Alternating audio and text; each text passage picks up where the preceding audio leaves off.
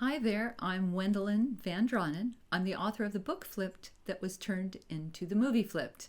And here's a little behind the scenes story for you. If you've read Flipped or seen the movie, you know what a big role the sycamore tree played in changing Julie's perspective on Bryce and also Bryce's perspective on Julie.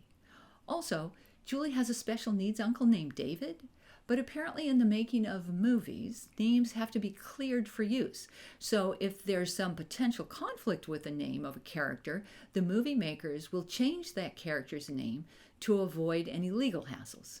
Because of this, David Baker became Daniel Baker in the movie, something that turned out to be pretty cosmic.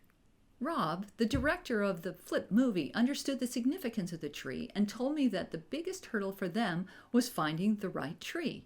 He wanted to stay true to the story and have it be a sycamore tree, but it couldn't just be any sycamore tree.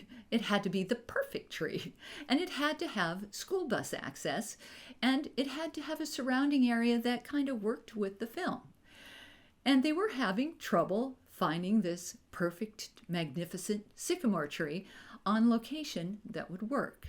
Peter, the location scout, he was very cool, and he told me that he would find a tree that he thought was a good tree, and he would take Rob to it, and Rob would look at it and go, no, not quite right. And so Peter would find another tree and take Rob to it, and Rob would look at it and say, no, not quite right. So finally, Peter found this amazing sycamore tree, but there was a problem because it was in the middle of a city park next to a basketball court, and there was no road access, which they needed for the school bus to come in and out. But when Peter took Rob to the tree, Rob's declared it to be the perfect tree. And so the production company wound up paying, I believe it was, $10,000 to the city of Ann Arbor, Michigan, for the right to pull out that basketball court that existed and replace it with and pave in a road.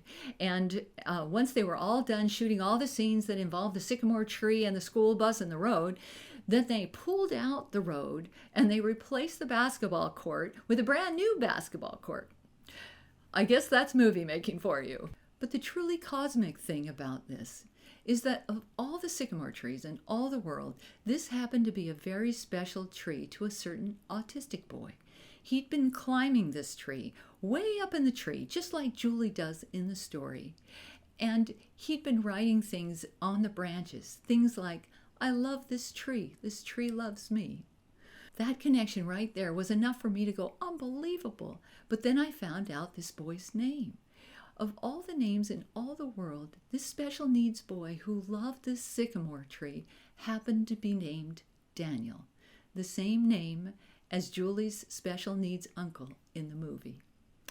Do you think that's cosmic or what? I'd love to hear your thoughts, and if you want to hear more stories like this, please subscribe and hit the notification bell so you get alerted as to when I get around to posting the next video. Until next time, remember to appreciate nature and your neighbor, and most of all, may you find a love that is iridescent.